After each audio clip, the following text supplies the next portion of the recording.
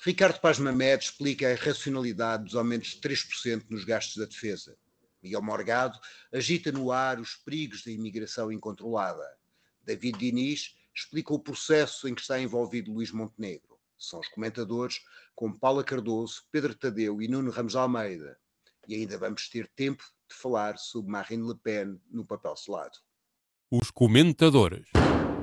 Eles analisam, eles debatem, eles opinam, eles influenciam, eles discutem, eles ensinam, eles divertem, eles manipulam. Eles viciam a República.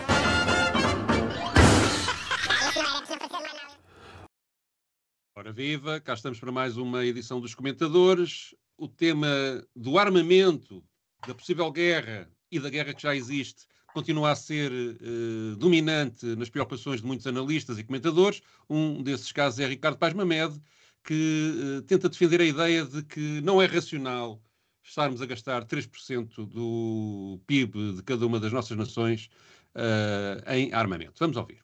Considerados, não me parece que seja verdadeiramente razoável pensarmos num aumento de 1,5% do PIB para 3% do PIB. Nem vejo sequer onde é que se pode gastar esse dinheiro.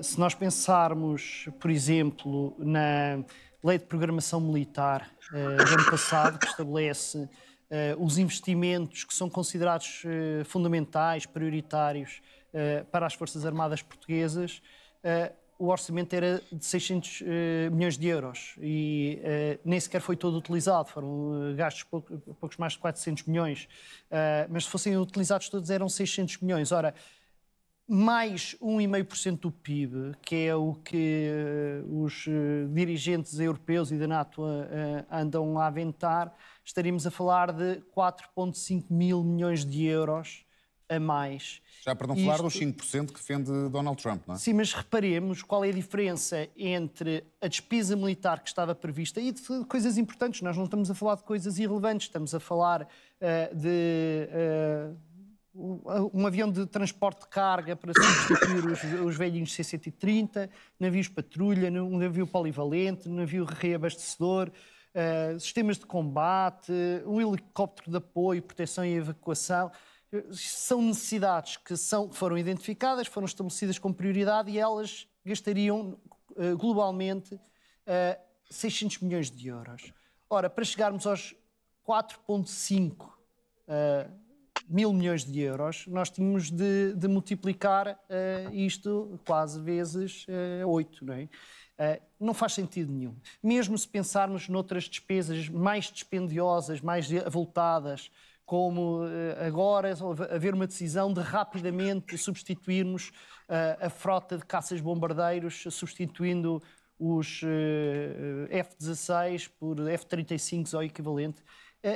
30 F-35 provavelmente significariam 4,5 mil milhões de euros, que seria o aumento necessário para um ano. Mas o que está a ser dito não é aumentar um ano, é aumentar daqui para a frente 4,5 mil milhões de euros, ou seja, nós com o orçamento de um ano resolveríamos um problema de uma frota que não resolveríamos, porque não se produzem 30 F-35 num ano. É preciso provavelmente mais de uma década para produzir esta quantidade de aviões e conseguir que eles sejam entregues.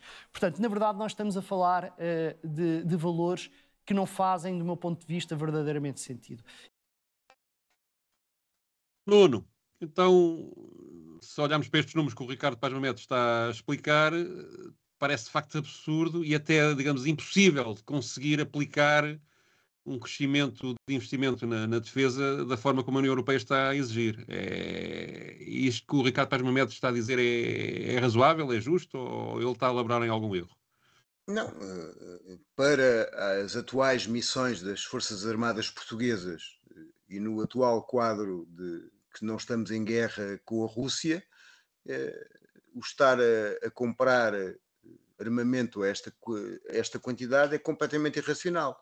Ele é apenas explicável por duas razões possíveis. Uma é que estamos a dar dinheiro aos Estados Unidos. E os Estados Unidos não estão contentes com 3,5% que querem, ou com 3%, que diz o Ricardo. A minha dúvida é sempre que nós devíamos estar nos 2% e o crescimento do 1,5% nos outros países da Europa seria para 3,5%, nós, como estamos em 1,5%, será para 3%. Mas vamos ver, 3,5% ou 3%, enfim.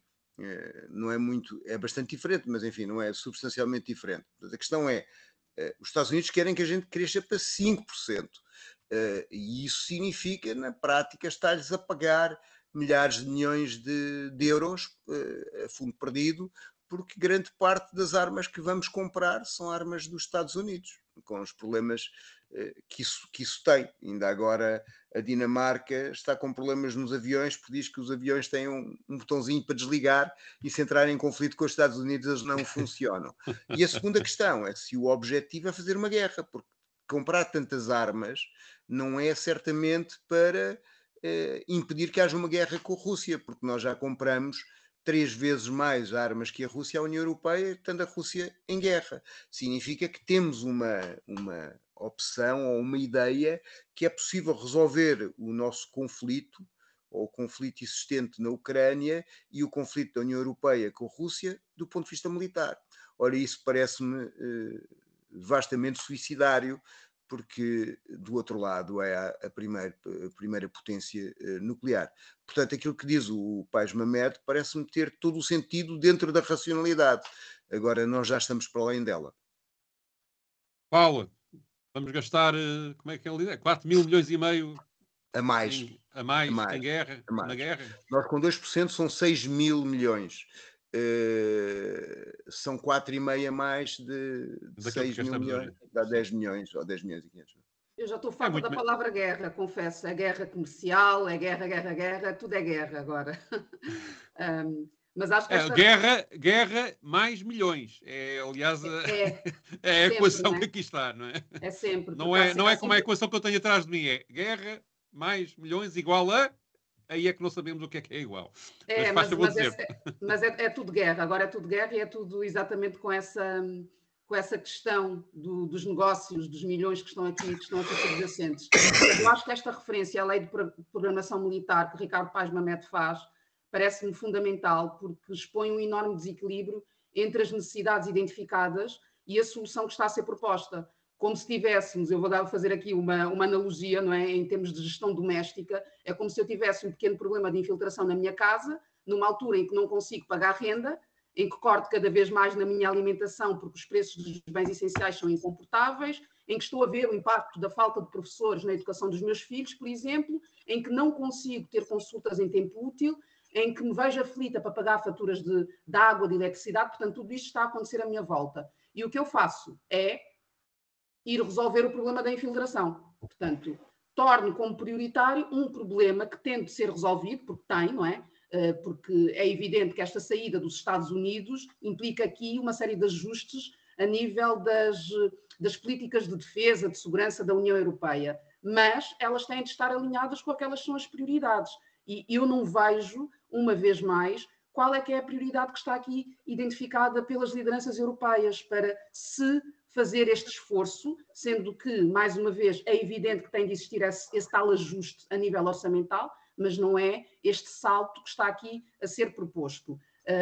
Dá aqui esta ideia que se lançam números ao disparate, portanto, não sei se é para criar aqui algum tipo de impacto no tal inimigo, que eu não estou a perceber quem é, porque ele não é propriamente apresentado em termos que me permitam entender que ameaça é essa que está aqui presente, mas acho que, sobretudo, o que esta militarização, esta política de militarização está a fazer é criar circunstâncias para que as desigualdades que nós já temos sejam ainda mais acentuadas, numa altura em que nós precisamos de uma estratégia de paz, que é uma estratégia de paz que, obviamente, tem que ver com a paz social também, ou sobretudo, e não de uma frente militar. Eu tenho aqui várias coisas que me perturbam. Uma é a União Europeia tem agora 2 grandes inimigos, Putin e Trump. E, no entanto, por causa das tarifas, por causa das negociações sobre a Ucrânia, etc., os dirigentes europeus dizem de Trump o que Maomé não diz de tocinho. E, no entanto, fazem-lhe a vontade. Quer dizer, o que ele pretende é precisamente que eles suportem os custos da manutenção da NATO na Europa, aumentem a despesa com militar e paguem armamento aos Estados Unidos. Quer dizer, então que raio de conflito é este que temos com Trump quando acaba tudo por fazer exatamente aquilo que ele quer? Esta é uma primeira perplexidade. Depois, em relação a Portugal, para além daquelas que vocês já apontaram, e inclusive questionando a razoabilidade de achar que há um inimigo tão perigoso como a Rússia, que não consegue vencer a guerra na Ucrânia, mas pode ocupar a Europa toda, é também uma coisa absolutamente extraordinária, além de facto, a Europa já ter, hoje em dia, um orçamento militar 3 vezes superior ou 4 vezes superior ao da Rússia, já atualmente. E, portanto, tudo isto parece-me realmente um absurdo. Depois, também foi a União Europeia que desmontou ao longo dos anos, e Portugal alinhou nisso, até foi, creio que no governo Durão Barroso, com Paulo Portas, Ministro da Defesa, desmontou uma estrutura que existia, como que era o serviço militar obrigatório, reduziu as Forças Armadas a um esqueleto de menos de 30 mil pessoas, e tudo isso foi planeado de forma a que as nossas Forças Armadas respondessem às necessidades da NATO e da União Europeia e não às necessidades nacionais. E eu, de facto, interessava-me, se calhar, recuperar alguma coisa na área da defesa, mas, por exemplo, para realmente tomarmos conta da nossa zona económica exclusiva, sobre a qual temos uma extensão de área para cobrir enorme e não temos nitidamente capacidade para fazer uma vigilância decente, até, por exemplo, para o tráfico de droga, só para dar um exemplo que não tem nada a ver com estas guerras que se fala. Provavelmente seria sensato ter alguma autonomia numa série de áreas tecnológicas para não ficarmos de defesa, para não ficarmos dependentes nem de países da União Europeia, nem de qualquer outra potência estrangeira. Portanto, tudo isto exigiria, sim, uma revisão, se calhar, da própria lei da programação militar, no sentido da defesa da nossa soberania e não no sentido de defender a soberania de outros países. E isto, sim, seria uma discussão razoável, provavelmente exigiria algum aumento de investimento, como a Paula estava a dizer, mas não, de facto, para satisfazermos a vontade de estrangeiros sobre aquilo sobre a forma como nós devemos governar o nosso país e como nos devemos defender.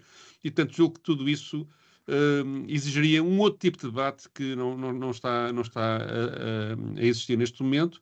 E a própria forma como as carreiras militares hoje em dia são geridas, quer dizer, é absolutamente confrangedora. Os anos e anos que as pessoas passam sem ter promoções, sem terem até, se não vão fazer nada para a NATO, ficam estagnadas. E isto é algo que só cria cada vez mais dependências.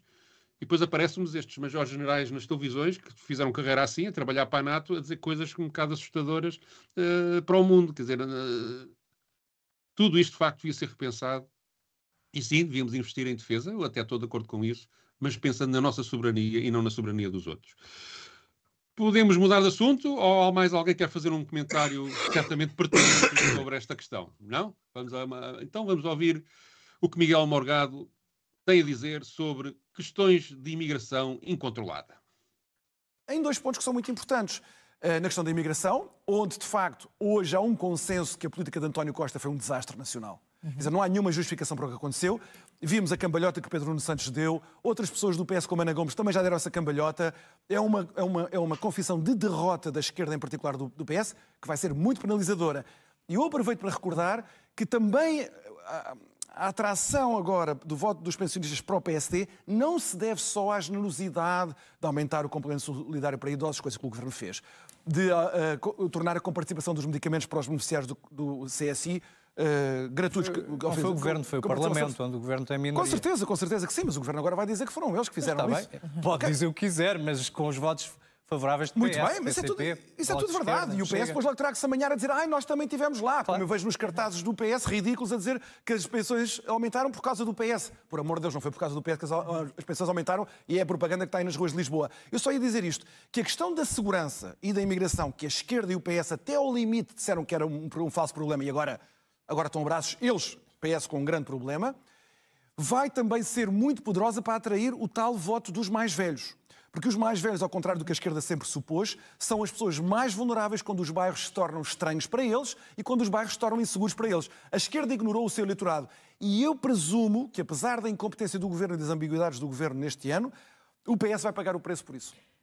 Miguel, quais são... Ora bem, vou começar pela Paula. Então, cometeram-se muitos erros na imigração? É a tese do Miguel Morgado. Os erros que se cometeram não são aqueles seguramente a que Miguel Morgado se está a referir, porque eu imagino que ele se esteja a referir à manifestação de interesse que entretanto foi retirada e que depois se viu, não é, qual é que é o resultado, porque os processos que nós temos na AIMA ainda a avolumar-se sem que se perceba como é que o governo como é que vai resolver esta pilha que se foi avolumando ao longo do tempo e que para mim tem que ver com de facto não perceber qual é que é o impacto e não se pensar em médio e longo prazo. Porque acho que é importante, conforme eu tenho dito, não apenas sublinhar qual é que é a importância económica das pessoas, mas reconhecer que, tal como nós temos o direito de circular pelo mundo, as pessoas do Indostão e de outras realidades que muitas pessoas consideram que são menores, também têm esse direito. E eu começo por destacar, por exemplo, um trabalho que vi recentemente, que foi publicado pelo The Guardian a partir de dados do Eurostat, em que faz aqui uma projeção de como é que será a Europa em 2100. Portanto, com base naquilo que nós temos, no que sabemos hoje a nível de saldo, do saldo populacional e tudo mais, o que se conclui é que uma Europa sem imigração é uma Europa condenada à própria destruição. Esta é a principal conclusão, porque o efeito das políticas anti-imigração que mobilizam cada vez mais votos para a extrema-direita e para a direita nos países europeus, não está a ponderar de facto esse resultado, porque está a fazer dos imigrantes, e este é o problema, votos expiatórios ou de todas as más políticas que nós temos tido. Portanto, é preciso encontrar aqui um culpado, e o culpado neste momento estão a ser os imigrantes. Portanto, eu não considero que houve uma má política a esse nível, considero que temos tido más políticas que produzem este resultado. E depois, mais do que acentuada a perda de população, eu acho que é importante perceber, obviamente, qual é que é o impacto na capacidade produtiva do país, e também há aqui um elemento que é o aumento das despesas com pensões e cuidados a idosos. Portanto, esse é um impacto que também tem de ser considerado. E depois, em relação a Portugal, há aqui este dado em que os últimos elementos, as últimas estatísticas que nós temos, já falavam de que em 2023 22%, ou cerca de 22% dos nascimentos vieram de mães estrangeiras. Portanto, em Portugal o impacto, se nós continuarmos a ter os fluxos migratórios atuais, em 2100 teremos uma população de cerca de 9 milhões de pessoas. Sem estes fluxos imigratórios, com estes cortes que a direita está a propor, teremos uma perda de cerca de 37% da população. Portanto, é isto que está aqui sobre a mesa. Esta é uma nota. E depois trago também uma nota, só para terminar, da publicação Brasil Já, porque, enfim, nesta semana tivemos a falar sobre o Ásia, não é? E o tal capítulo que saiu no relatório anual de segurança interna, mas o que a Brasil Já faz é, pegando nas informações que, entretanto, estão a dizer que eram preliminares, portanto, que ainda não valia, não é? Mais ou menos é isto que está aqui a ser apresentado como justificação, mas há uma equiparação, portanto, e a Brasil Já, portanto, está online essa notícia, a Brasil Já faz aqui uma leitura de que se está a equiparar em alguns parágrafos, esses parágrafos são citados, em que há aqui uma equivalência ou uma tentativa de equivaler aquelas ações que são promovidas por movimentos sociais, como as lutas contra o racismo, contra o fascismo e pelos direitos das pessoas migrantes, a discurso de ódio, portanto, a conteúdos extremistas online e também a ações violentas da extrema-direita. Parece que se está a colocar tudo no mesmo saco, dizendo-se que essas ações levaram a momentos de tensão e violência no espaço público, como se fosse algo comparável. E isto, como é óbvio, preocupa-me também. Aliás, o Miguel Morgado, talvez involuntariamente, associa a questão da imigração ao crime, quando ele diz, já na parte final do depoimento dele, é porque as pessoas estão inseguras, os mais velhos têm uma ideia de insegurança e tal, e portanto isto, por causa dos imigrantes, e portanto, de facto, essa ideia que subliminarmente se vai passando é terrível e tem um live xenófobo que é angustiante assistir. Mas, por outro lado, também ele critica a esquerda sobre políticas eventualmente discutíveis que a esquerda tenha tido na área da imigração, mas depois também esquece das próprias contradições do governo. O governo acabou de anunciar um protocolo esta semana, a que chama Via Verde da Imigração, com o patronato, para verem mais 110 mil imigrantes, não é? E o que falhou, do meu ponto de vista, nas políticas da esquerda foi a fiscalização precisamente sobre os patronatos, sobre as condições em que eles aceitaram os imigrantes durante estes anos todos, obrigando-os a trabalhar de uma forma servil e quase de escravatura em muitos casos, e deixando-os a viver em condições que de facto podem suscitar a criminalidade. Uma pessoa com fome tem mais tendência para se dedicar ao crime do que uma pessoa que não tenha fome, não é? Digo eu. E portanto há de facto uma falha aí dos governos do PS que falharam na fiscalização sobre as entradas, sim senhor, também aceito isso de certa maneira, mas sobretudo sobre as entidades empregadoras e a forma como geriram essa mão de obra barata com que pretendem sobreviver nesta economia competitiva. E, portanto, esta questão da imigração tem muito de questões económicas associadas, e enquanto o patronato andar a precisar dessa tal mão de obra barata, haverá sempre maneira dessa imigração entrar, seja de uma forma legal ou ilegal, e portanto temos que encarar o problema de outra forma e não desta maneira securitária como tendencialmente a direita tenta iludir o problema em vez de o resolver. Nuno. Bom, eu queria dizer que ainda ontem vi uma sondagem que recenseava os principais problemas que os portugueses sentem. E a imigração e a segurança estava no fim com 2%. Portanto, quer dizer, apesar deste matraquear dos imigrantes, das fake news sobre a criminalidade, da invenção de uma situação de substituição de população, na realidade, a preocupação dos portugueses concentra-se nos salários, na habitação, nas reformas e no Serviço Nacional de Saúde. Portanto, esta questão não é existente.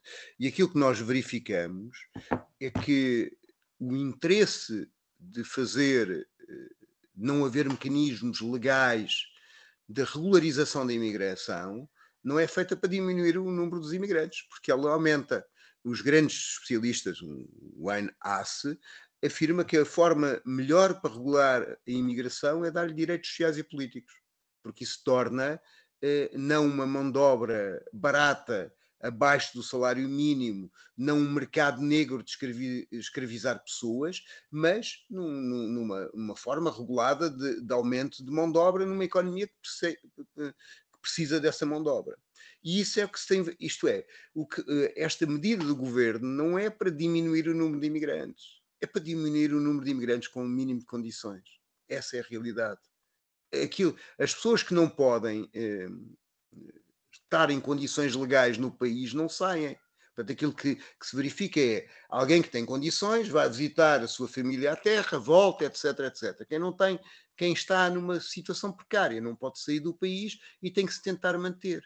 E, portanto, a política dita de portas abertas do Partido Socialista que nunca existiu. 90 e tal % das pessoas que pediram regularização, fizeram a carta de manifestação de interesse, tinham entrado legalmente, porque entrar com um visto turístico é uma entrada legal. Se, entretanto, alguém arranjar emprego, tem que se dirigir ao CEF, na altura, ou à AIMA, para dizer: eu tenho emprego, gostava de me regularizar. E é isso que acontecia. Acontecia que as pessoas faziam 12 meses de descontos na Segurança Social e manifestavam a sua intenção de regularizar a sua situação. E agora isso não existe. Portanto, a grande questão aqui está nesta questão. Isto é preciso dar aos imigrantes direitos sociais e políticos iguais, condições de trabalho humanas, impedir que eles estejam acamados em contentores a ganharem abaixo do salário mínimo e a trabalharem nas estufas 14 horas. Tudo isso tem que ser impedido e dessa forma há uma espécie de controle das condições que faz com que o número de imigrantes clandestinos nestas condições não exista. E depois há aqui um problema que é, na realidade, nós não temos imigrantes sem trabalho. Eles vêm cá porque têm trabalho. Quando houve a crise do subprime e das dívidas soberanas, em 2008, 2011, o número de imigração desceu, porque não havia trabalho. Essa é a questão que se coloca. Agora, eu acho que a esquerda pode e deve discutir a imigração. E pode e deve, e não tem necessariamente que discutir apenas que toda a gente pode ir para toda a parte do mundo. Claro. Tem que discutir outras partes do assunto, que é porque que esses países têm que... Isto é, as pessoas são forçadas a emigrar, porque em grande parte o comércio mundial internacional e a globalização destrói esses países, quando não é a guerra. Isto é, nós temos um problema de imperialismo que faz com que esses países não tenham capacidade de se desenvolver. E, portanto, isto tem que estar na discussão, mas não é discutir apenas a circulação das pessoas quando se permite a circulação do capital. Portanto, a questão, obviamente que o esquema de imigração que nós temos atualmente é um esquema neoliberal, que é para profissões com maus salários, com más condições, etc. Isso é possível ser discutido. Mas em vez de estar a discutir apenas a liberdade das pessoas circularem, tem que se discutir muito mais coisas. Tem que se discutir o equilíbrio e a igualdade no comércio mundial, tem que se discutir o fim das guerras em muitos países do terceiro mundo feitas por países imperialistas, tem que se discutir as condições sociais de quem trabalha cá e as condições e os direitos políticos. E é isso que não se faz. Sendo que também a imigração não pode ser infinita, não é? Também é preciso... Sim, mas nunca a imigração será infinita, não é? Isso é uma ideia de abriam as fronteiras de uma forma infinita. Nós não abrimos fronteiras, as pessoas só vêm para cá se tiverem condições. Esse infinito nunca existe, não é? Agora, eu acho que tem que se discutir as condições dos imigrantes de vida, terem condições de humanidade. Eu estava aqui a ver há uma entrevista muito interessante do Heinz Haas no Público, em que ele tem o título: os políticos que são contra a imigração são os mesmos que não punem quem o explora. E depois, a certa altura, tem uma citação que eu acho muito interessante, no tal Max Frisch, que disse: queríamos trabalhadores e, em vez disso, recebemos pessoas. Portanto, há aqui a necessidade de perceber que são pessoas, não é? E, portanto, têm direitos, têm que ser bem tratadas, têm que ser tratadas como toda a gente e têm que ter os direitos políticos e sociais de toda a gente.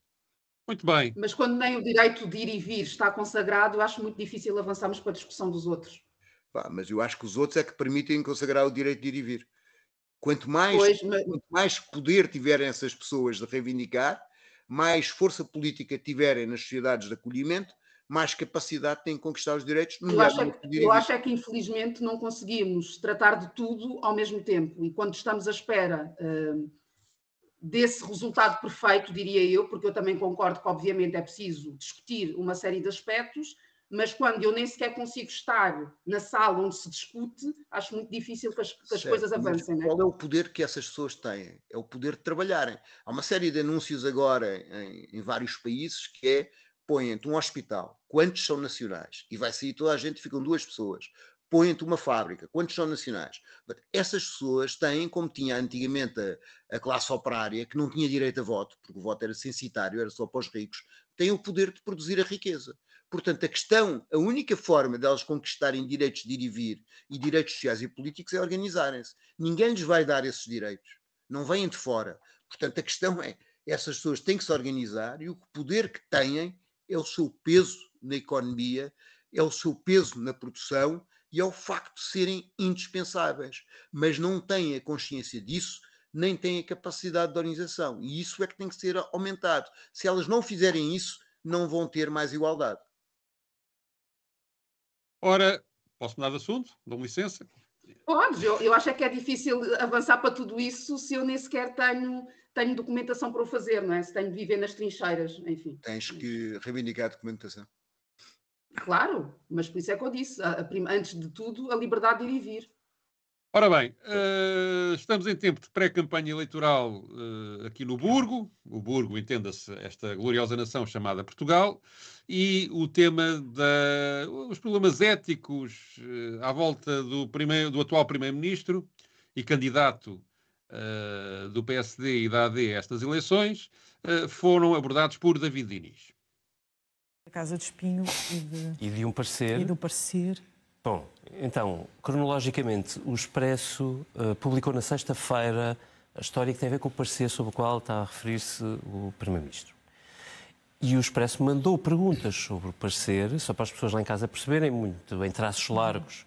Tem a ver com o parecer que ele fez a pedido da Câmara de Espinho, onde dava razão aos construtores e não à inspeção da Câmara, e, portanto, permitindo que a obra custasse mais dinheiro, que fosse mais longe do que estava previsto, etc. Parecer esse que depois acabou por ser feito ao contrário quando ele saiu da Sociedade de Advogados e a sociedade foi entregue para a outro sócio. Isto em traços muito largos. O Expresso mandou perguntas ao Primeiro-Ministro com 2 semanas de antecedência. O Primeiro-Ministro respondeu, como entendeu, com todo o direito que tem, e no dia em que a notícia saiu, o Primeiro-Ministro decidiu dizer aos portugueses, em conversa com os jornalistas, que não se lembrava de parecer. E eu lembro-me de António Cunha Vaz, em quem tenho enorme estima, e que é assessor de comunicação, incluindo do Governo e do Primeiro-Ministro, dizer nesta sala da SIC Notícias, no Expresso da Meia-Noite, que o Primeiro-Ministro não tinha feito parecer nenhum.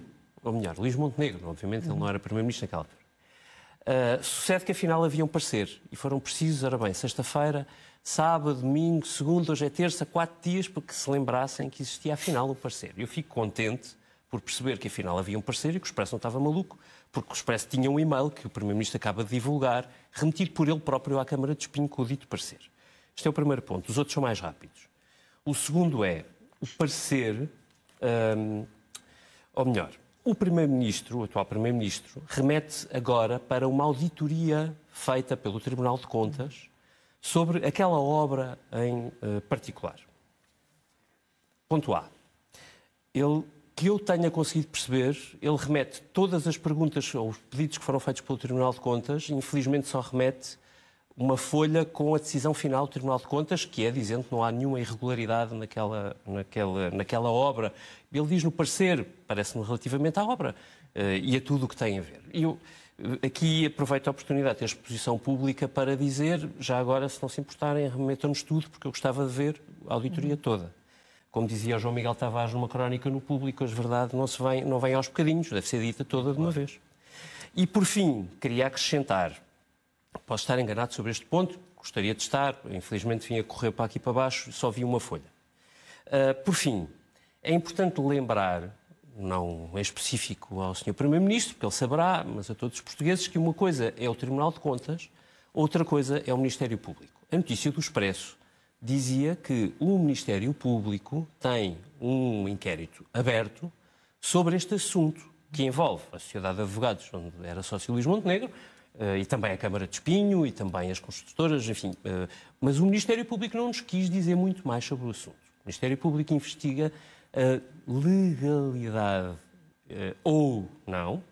O Ministério Público a adequação às normas da obra em vigor e os seus procedimentos. Portanto, dito isto, concluo dizendo que era ótimo que o Ministério Público nos dissesse alguma coisa sobre o assunto, como tem dito sobre outros casos sensíveis que vão acontecendo.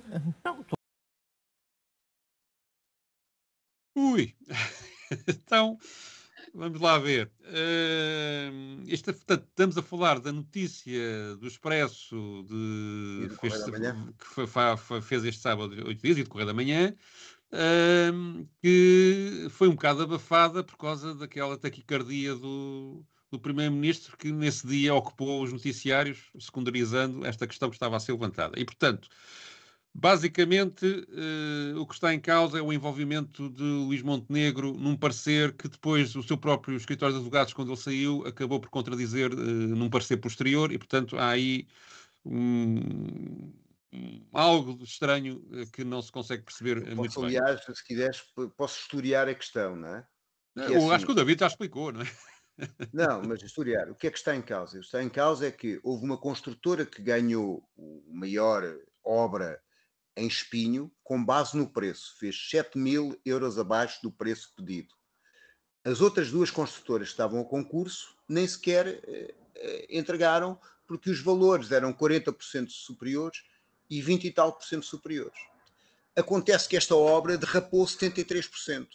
E, em vários pareceres, o escritório de Luís Montenegro justificou essa derrapagem. Com o requinte que alguns dos argumentos que usou para justificar a derrapagem, nomeadamente o facto de estar num terreno arenoso, vá-se lá saber porquê que o mar é ali ao lado, não é? Num terreno arenoso, ele argumentou ao contrário do que argumentava. Isto é, os serviços de fiscalização da Câmara afirmavam que a construtora já sabia que era um terreno arenoso, já tinha esses dados e, como tal, não podia carregar 40% ou 50% no preço aí, porque já tinha que ter posto isso no início. E há condições diferentes quando já se conhece ou quando é um dado extraordinário. Quando já se conhece o concurso, se subir 5% da fatura, tem que ser repetido. E se for só 5%, é pago a meias pela Câmara e pelo construtor. Se for um dado novo, desconhecido, é pago pela Câmara.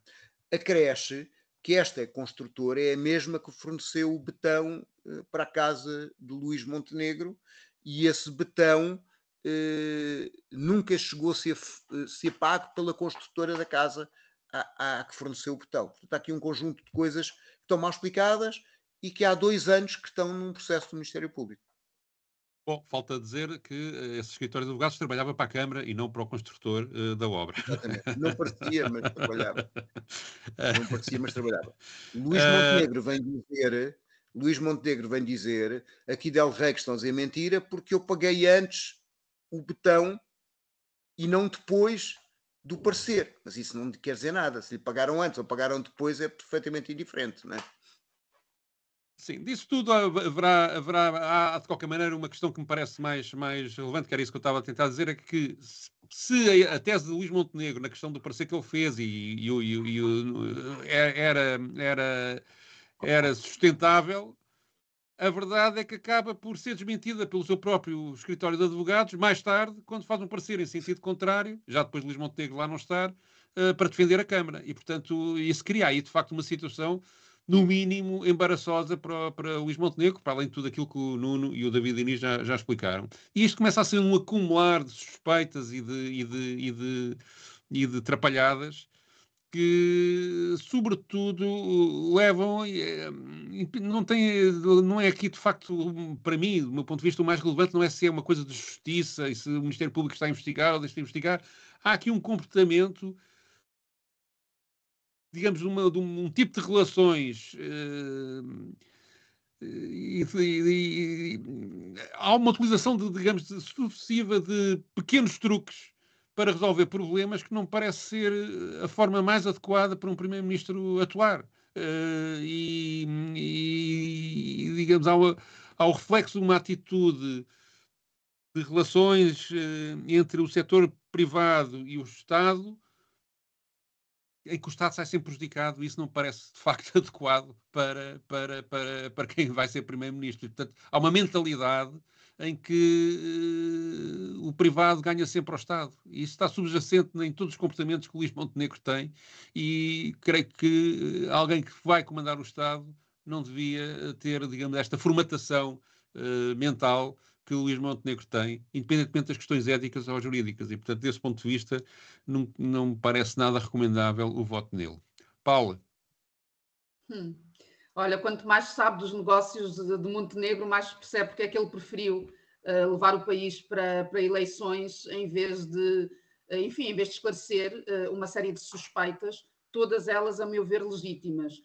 E aqui, portanto, neste caso em concreto, nem sequer podemos dizer que a história está mal contada. A história está apenas inacabada. Portanto, ainda não sabemos para onde é que este inquérito-crime nos irá levar, mas é inequívoco que visa o escritório de advogados do qual Montenegro era sócio. Portanto, já aqui foi feita a cronologia, não é, destes acontecimentos, mas portanto, falta aqui também indicar, não é, mas parece-me que é um bocado óbvio que esta obra, a tal maior obra pública adjudicada até hoje pela Câmara de Espinho, foi uma obra lançada no mandato do social-democrata Joaquim Pinto Moreira, não é, que esteve à frente do município entre 2009 e 2021.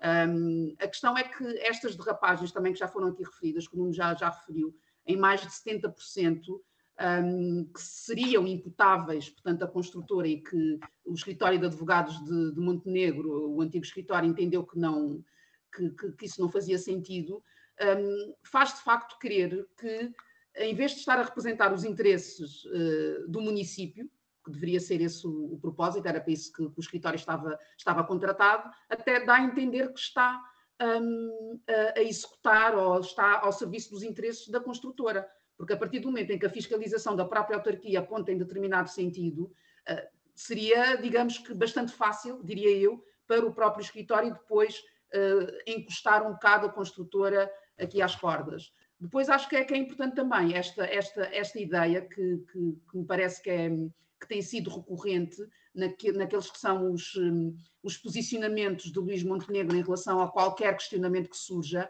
que é esconder-se atrás desta ideia, que é uma prática muito, para mim, de extrema-direita, que é esta ideia de que há sempre uma perseguição. Portanto, estamos a ser perseguidos, há uma campanha de desinformação e de manipulação dos factos.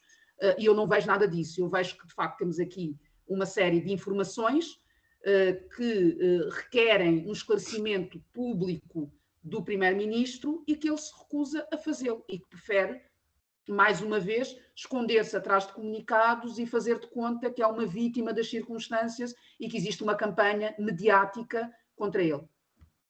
Muito bem, vamos ao nosso papel selado.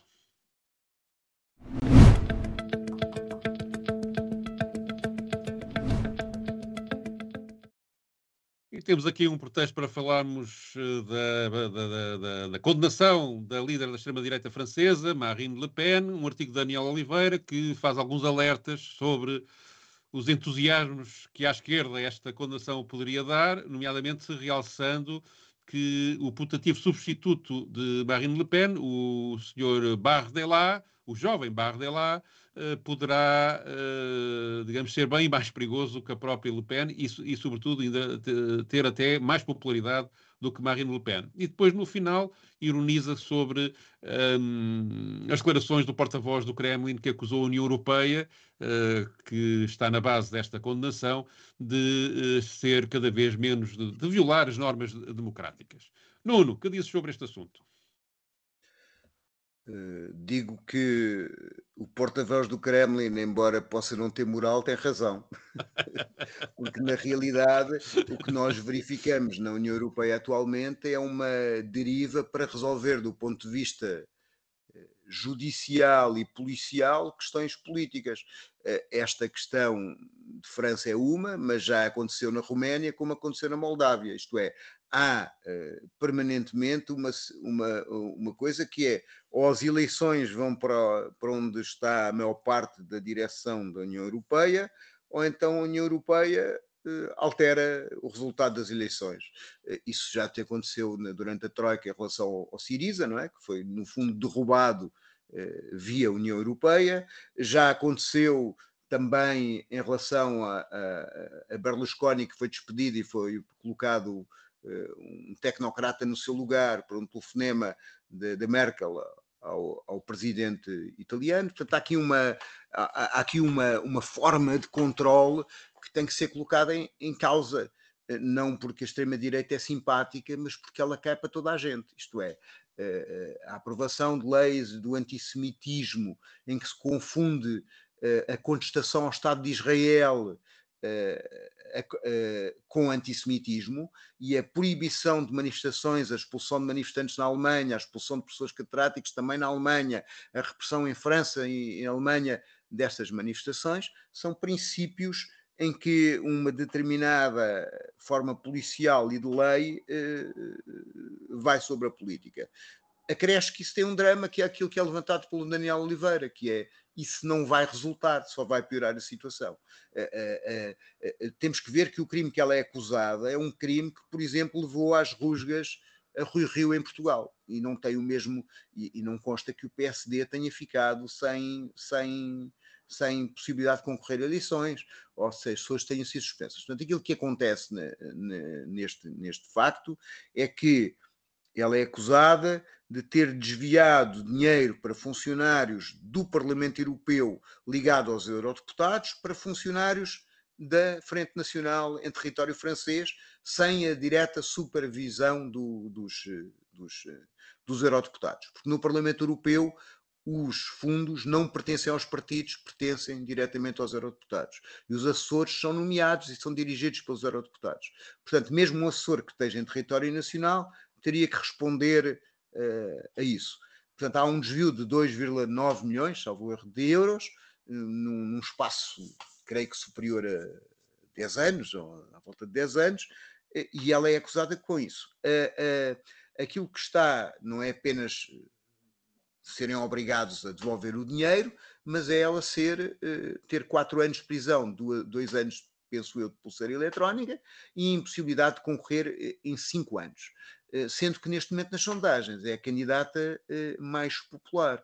Portanto, aquilo que aparece para parte da população é que há uma espécie de manobra judiciária da justiça francesa e dos poderes franceses de impedir que os candidatos que têm ganho, que são do social-liberalismo,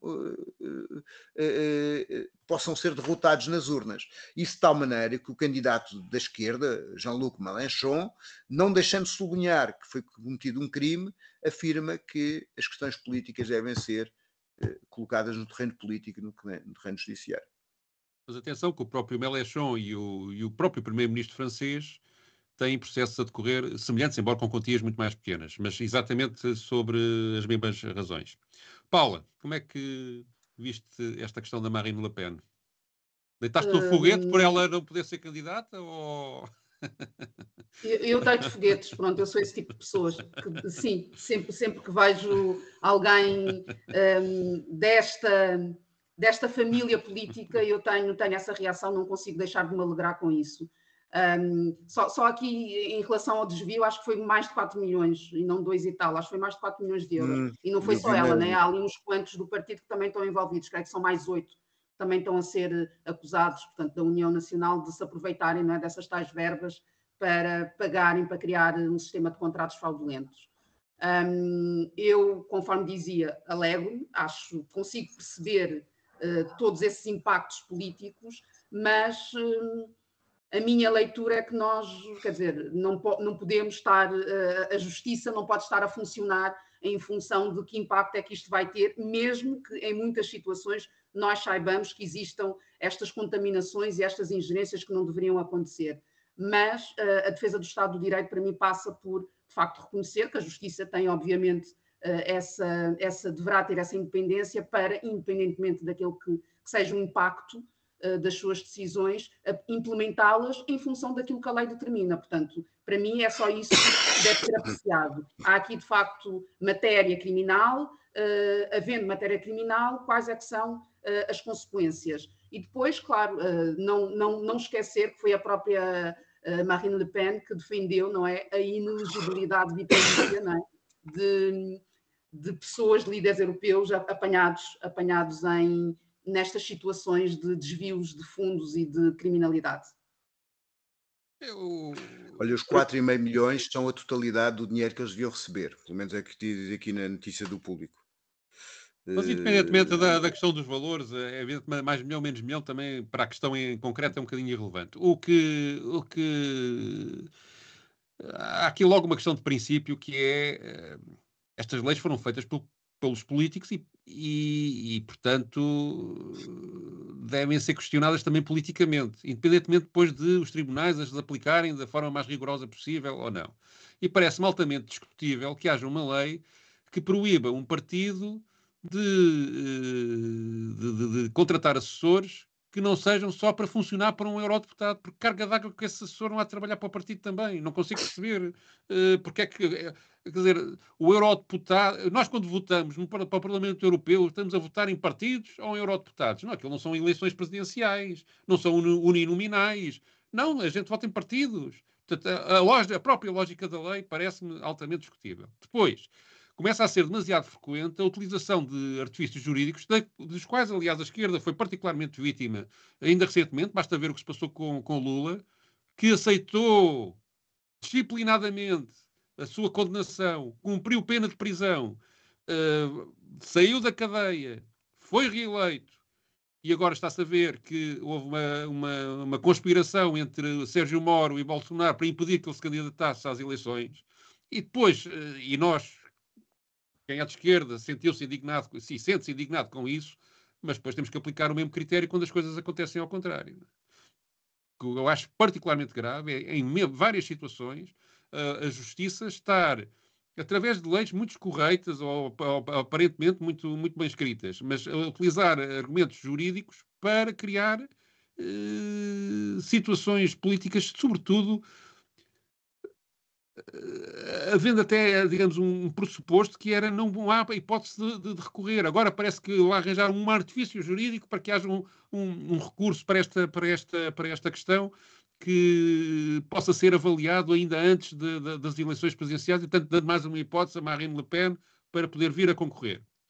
Mas, digamos, fazer uma penalização destas e depois não haver recurso, que é, digamos, a base de um processo jurídico justo, é haver sempre a possibilidade de um recurso sobre as decisões mais graves, parece-me, de facto, aqui haver uma distorção clara, pelo menos dos princípios de um Estado de Direito justo. E depois eu sinto-me um bocadinho como aquele velho dito que já vem desde a Segunda Guerra Mundial, não é? Que é...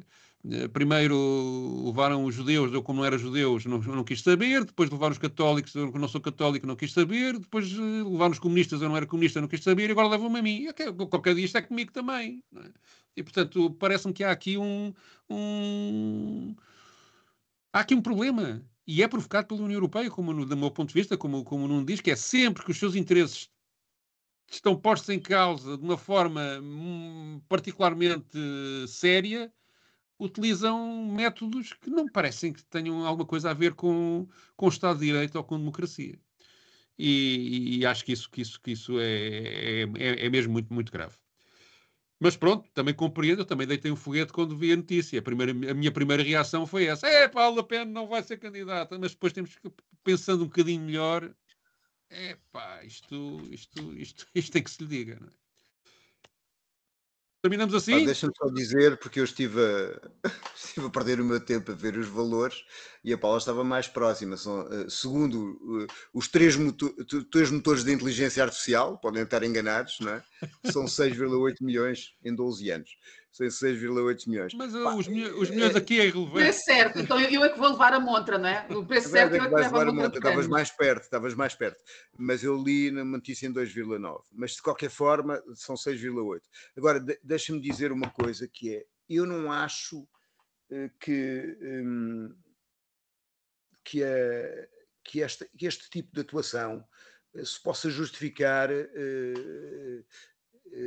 por motivos judiciais. Estou de acordo com o Pedro no seguinte sentido, que é aquilo que está a acontecer é um princípio que os partidos políticos não podem, por exemplo, no Parlamento Português, que os assessores parlamentares não podem fazer atividade política partidária, como se a atividade política partidária não fosse ao mesmo tempo atividade ligada ao Parlamento. Isto é, se o Parlamento não tem necessidade de, no caso do Parlamento Europeu, ter gente que faça trabalho no próprio país. Mas, obviamente, há um desvio de dinheiro do fundo parlamentar para a atividade partidária mais geral. Mas isso eu acho a lei discutível. A minha questão é que existem montes destas irregularidades, elas são extensivas a grande parte dos partidos europeus e a única impugnação que se vê é de uma que é capaz de ser presidente. E é aquilo que aconteceu em relação ao candidato romeno. É extraordinário que ele seja acusado de ser apoiado por uma potência estrangeira. Nas últimas, desde a Guerra Fria, quantos candidatos foram apoiados por potências estrangeiras? Quantos candidatos democratas? Quer dizer, nós temos o Partido Socialista, o Partido Social Democrata, que receberam verbas do Departamento de Estado dos Estados Unidos, não sei quantas vezes. O nosso Mário Soares escreveu e disse e declarou e relatou várias vezes as reuniões que tinha com o embaixador Franco Carlucci para ganhar o poder em Portugal. E não tenho nenhuma simpatia com a extrema-direita. A minha questão também é se estes métodos não vão funcionar a favor dela. Porque a realidade é que eles são tão inusitados que a fazem vítima disso. Isso não há outra forma de... Acho que o combate político é ganhar a extrema-direita mesmo. Não é administrativamente. Mas pronto, acho que tem que se cumprir a lei. Vamos ver. Pronto, e nós cumprimos a nossa função de hoje. Voltamos para a semana. Passem bem. Os comentadores. Eles analisam, eles debatem, eles opinam, eles influenciam, eles discutem, eles ensinam, eles divertem, eles manipulam. Eles viciam a República.